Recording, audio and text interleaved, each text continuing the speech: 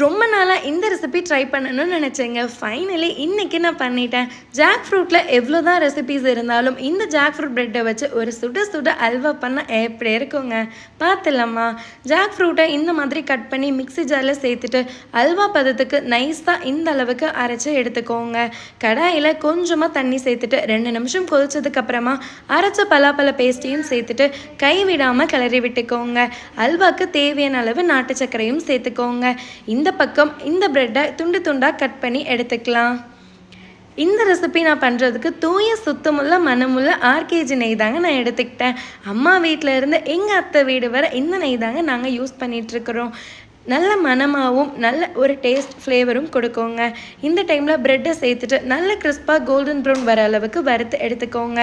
Mixie ஜாரில் இந்த ப்ரெட்டையும் பொடி பண்ணி எடுத்துக்கலாம். இந்த டைமில் 1 டேபிள் ஸ்பூன் அளவுக்கு தாராளமாக நெய் சேர்த்துட்டு கை விடாமல் நல்ல இந்த அளவுக்கு கிளறி விடுங்க. இந்த டைமில் பலாப்பழத்துண்டு கூடவே முந்திரி பாதாம் எல்லாமே விட்டு கலந்துக்கோங்க. கை விடாமல் 2 நிமிஷம் கலந்தாலே போதுங்க. கரண்டியில் ஒரு வாய் எடுத்திங்கன்னா அப்படியே ஒட்டாமல் விழுகணுங்க. அதுதாங்க கரெக்டான பக்குவம். இந்த ரெசிபி நீங்களும் கண்டிப்பாக ட்ரை பண்ணிவிட்டு எப்படி இருக்குன்னு சொல்லுங்கள்.